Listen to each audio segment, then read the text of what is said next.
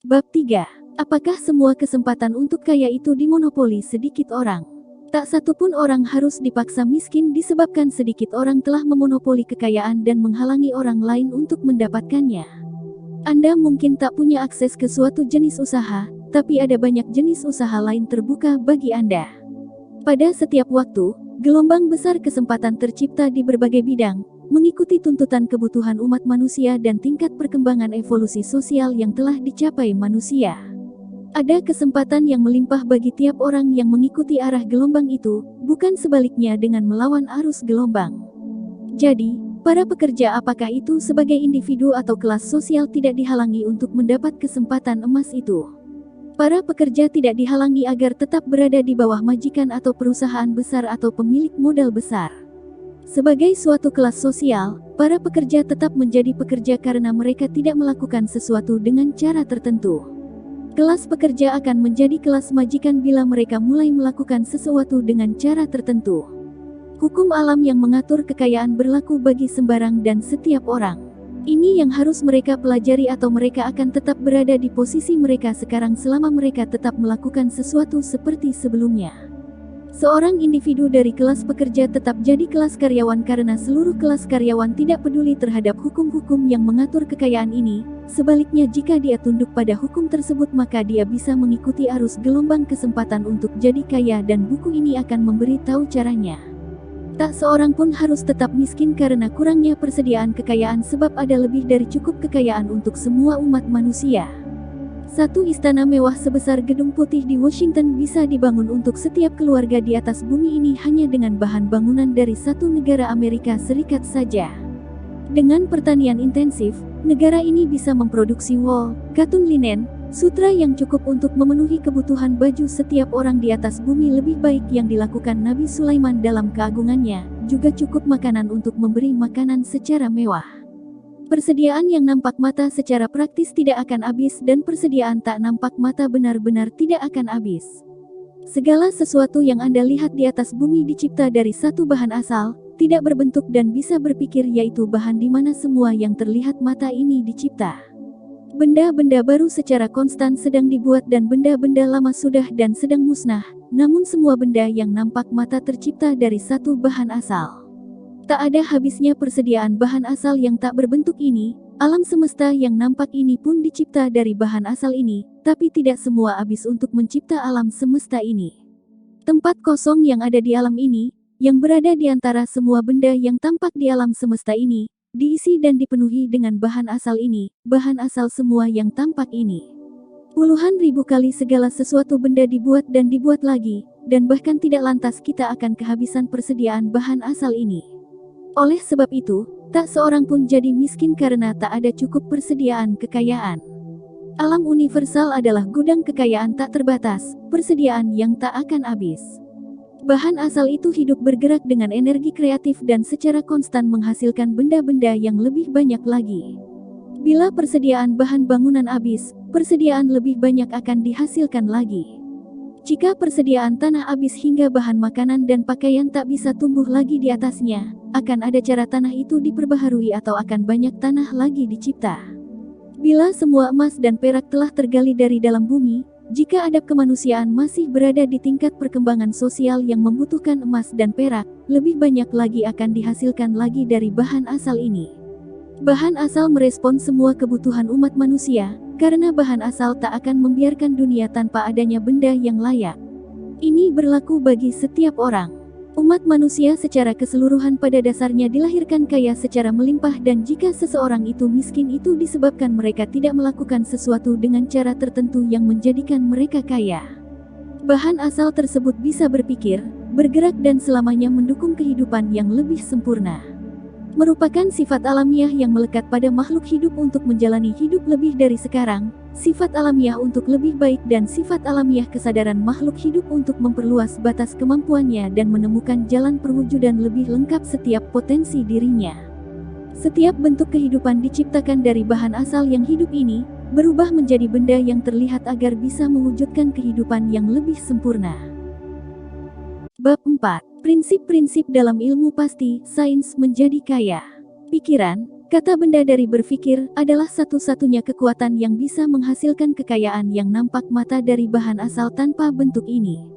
Bahan asal semua benda nampak mata dibuat adalah sebuah bahan yang bisa berpikir dan sebuah pikiran berupa sebuah bentuk benda dalam alam pikiran bahan asal ini akan menghasilkan suatu bentuk benda yang nampak oleh mata.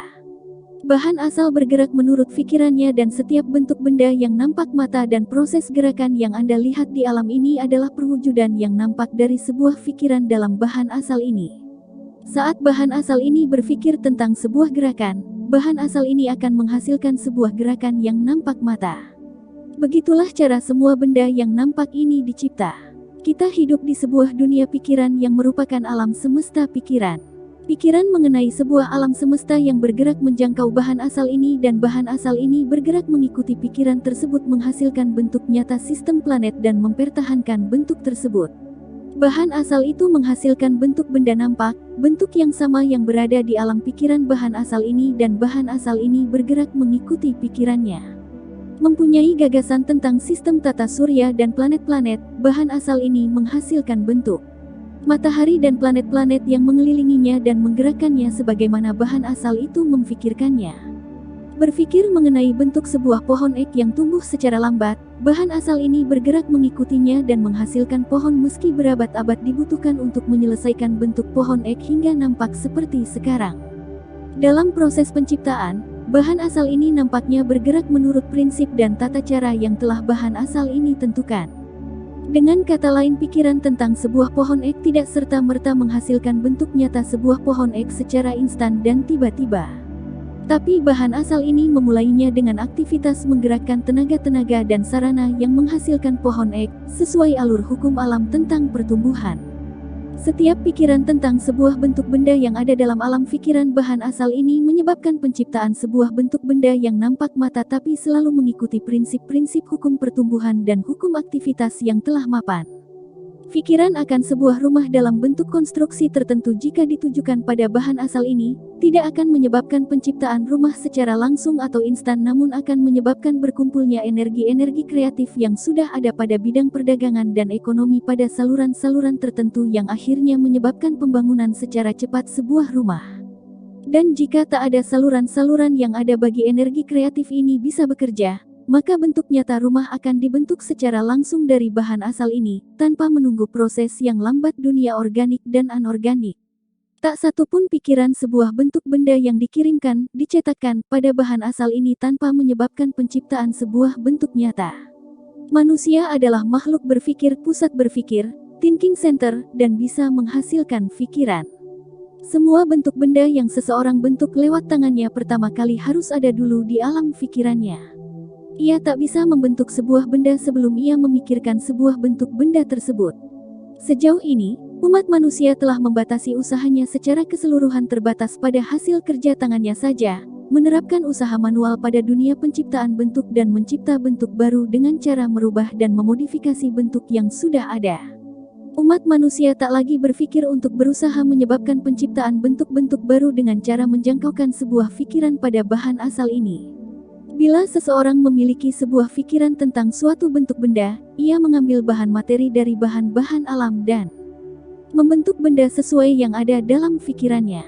Manusia sejauh ini sangat sedikit atau tidak berusaha untuk bekerja sama dengan bahan asal ini.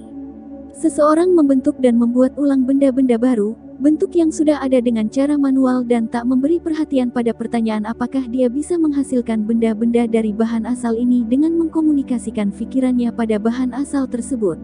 Kita akan membuktikan bahwa seseorang bisa melakukannya dan untuk menunjukkan bagaimana caranya sebagai langkah pertama, kita harus meletakkan 3 prinsip mendasar. Pertama, kita menyatakan bahwa ada satu substansi tak berbentuk atau bahan asal yang menjadi asal semua benda yang terlihat mata ini. Kedua, semua benda nampaknya bermacam-macam namun merupakan segala macam perwujudan dari satu bahan. Ketiga, semua bentuk yang bersifat organik dan anorganik yang berbentuk, dicipta dari bahan yang sama. Dan bahan ini bahan yang bisa berpikir, sebuah pikiran yang ada dalam substansi tak berbentuk ini menghasilkan benda yang nampak mata. Sebagai makhluk yang berpikir, manusia mampu menghasilkan pikiran. Jika seseorang bisa mencetakkan, mengkomunikasikan pikirannya pada substansi tak berbentuk yang bisa berpikir ini, dia bisa menyebabkan penciptaan atau pembuatan benda yang difikirkannya. Kesimpulannya, 1. Ada sebuah bahan tak nampak mata, disebut juga substansi tak berbentuk, yang bisa berpikir. Bahan yang merupakan asal semua benda yang ada ini dicipta yang dalam keadaan aslinya menembus dan mengisi serta memenuhi ruang-ruang kosong antara benda di alam semesta ini. 2. Sebuah pikiran pada substansi tak berbentuk ini menghasilkan benda yang digambarkan oleh pikiran substansi tak berbentuk ini. 3. Manusia dapat membuat gambar mental sebuah benda di pikirannya dan dengan mencamkan pikirannya pada substansi tak berbentuk ini, ia bisa menghasilkan sebuah benda yang ia pikirkan tadi tercipta dalam bentuk nyata. Mungkin ada yang bertanya apa saya bisa membuktikan pertanyaan-pertanyaan di atas dan tanpa alasan yang mendetail saya jawab saya bisa baik secara logika maupun secara pengalaman. Menalar kembali tentang fenomena bentuk dan pikiran, saya sampai pada kesimpulan mengenai adanya substansi tak berbentuk yang berpikir ini dan menalar ke depan tentang substansi tak berbentuk yang berpikir ini, saya sampai pada kesimpulan mengenai kekuatan seorang manusia untuk menghasilkan pembentukan benda yang ia pikirkan. Dan berdasarkan pengalaman saya melihat penalaran tersebut benar. Ini adalah pembuktian terkuat saya. Jika seseorang yang membaca buku ini menjadi kaya akibat melakukan apa yang buku ini katakan, itu merupakan bukti yang mendukung klaim saya, tapi jika setiap orang yang melakukan apa yang dikatakan buku ini menjadi kaya, ini merupakan bukti positif sampai seseorang yang melakukan apa yang dikatakan buku ini lalu gagal. Teori dalam buku ini dianggap benar hingga ada orang yang terlibat dalam proses ini lalu gagal dan proses ini tak akan gagal karena siapapun yang melakukan secara persis apa yang dikatakan buku ini akan menjadi kaya. Saya telah menyatakan bahwa orang menjadi kaya karena melakukan sesuatu dengan cara tertentu dan untuk melakukan sesuatu dengan cara tertentu orang harus berpikir dengan cara tertentu. Cara seseorang melakukan sesuatu adalah hasil langsung cara dia berpikir mengenai sesuatu. Untuk melakukan sesuatu sesuai cara Anda ingin melakukannya, Anda harus mempunyai kemampuan untuk berpikir sesuai dengan cara Anda ingin berpikir. Ini adalah langkah pertama untuk menjadi kaya. Dan untuk berpikir sesuai dengan cara berpikir yang Anda inginkan yaitu cara berpikir yang benar, tak peduli bagaimana nampak mata keadaan itu. Setiap individu mempunyai kekuatan alamiah untuk berpikir sesuai yang diinginkannya, tapi masih dibutuhkan usaha keras untuk melakukannya dengan benar. Bukan berpikir yang dipengaruhi oleh nampak mata. Berpikir sesuai yang nampak mata adalah mudah, berpikir benar tak peduli bagaimana nampaknya sesuatu itu sangat sulit. Membutuhkan banyak tenaga dan kekuatan dibanding pekerjaan lain, kita tak bisa mengupah orang untuk melakukan cara berpikir yang benar, yaitu berpikir berkesinambungan dan berurutan. Ini pekerjaan terberat di atas bumi terutama bila hakikat yang tidak nampak berlawanan dengan bentuk fisik yang nampak. Setiap bentuk yang nampak cenderung menghasilkan bentuk dalam pikiran kita, dan ini bisa dicegah dengan menyadari untuk tetap berpikir yang benar. Melihat bentuk fisik, kemiskinan akan menghasilkan bentuk kemiskinan di alam pikiran Anda, kecuali Anda menyadari untuk berpikir benar bahwa tak ada kemiskinan, hanya ada keberlimpahan. Berpikir mengenai keadaan sehat saat kita berada di lingkungan orang-orang sakit atau berpikir kekayaan saat kita di lingkungan orang-orang miskin membutuhkan usaha dan siapa yang bisa berpikir demikian menjadi penguasa alam pikirannya. Orang seperti itu bisa menguasai nasib dan bisa mempunyai apa yang dia inginkan. Kemampuan ini hanya dapat diperoleh dengan terus memegang prinsip dasar bahwa di belakang semua benda yang nampak bermacam-macam ini, ada fakta bahwa ada satu substansi tak berbentuk yang berpikir yang menjadi bahan asal yang jadi pembentuk semua hal yang nampak ini. Kita harus memegang prinsip benar ini, bahwa setiap pikiran yang ada di substansi tak berbentuk ini menghasilkan sebuah bentuk nyata dan manusia bisa mencamkan pikirannya pada substansi tak berbentuk ini hingga menyebabkan apa yang difikirkan oleh alam pikirannya tadi berwujud menjadi benda yang nampak dilihat. Saat kita sudah menyadari hal itu, kita kehilangan ragu dan takut mengenai hal ini karena kita bisa mencipta yang ingin kita cipta, kita bisa mendapat apa yang kita ingin punyai dan menjadi apa yang kita inginkan. Sebagai langkah pertama untuk menjadi Anda harus percaya 3 pernyataan di atas. 1. Ada sebuah bahan tak nampak mata, disebut juga substansi tak berbentuk, yang bisa berpikir. Bahan yang merupakan asal semua benda yang ada ini dicipta yang dalam keadaan aslinya menembus dan mengisi serta memenuhi ruang-ruang kosong antara benda di alam semesta ini. 2. Sebuah pikiran pada substansi tak berbentuk ini menghasilkan benda yang digambarkan oleh pikiran substansi tak berbentuk ini. 3. Manusia dapat membuat gambar mental sebuah benda di pikirannya dan dengan mencamkan pikirannya pada substansi tak berbentuk ini, ia bisa menghasilkan sebuah benda yang ia pikirkan tadi tercipta dalam bentuk nyata. Anda harus mengesampingkan semua konsep tentang alam semesta dan harus meresapkan dalam pikiran dengan teguh dan menjadikannya sebagai kebiasaan berpikir Anda. Baca prinsip tersebut berulang-ulang. Tanamkan setiap kata di ingatan Anda dan fokuskan pikiran Anda pada prinsip-prinsip itu hingga Anda percaya. Jika ragu menghampiri Anda, singkirkan. Jangan dengarkan argumen yang berlawanan dengan prinsip-prinsip ini. Jangan pergi ke ceramah-ceramah yang mengajarkan konsep lain. Jangan baca buku atau majalah yang mengajarkan ide lain. Jika Anda mencampurkan pemahaman dan kepercayaan Anda, semua usaha Anda akan sia-sia. Jangan tanya apa prinsip-prinsip ini benar atau berspekulasi apa ini benar atau salah. Pokoknya percayai saja. Ilmu menjadi kaya berawal dari menerima secara penuh prinsip-prinsip ini.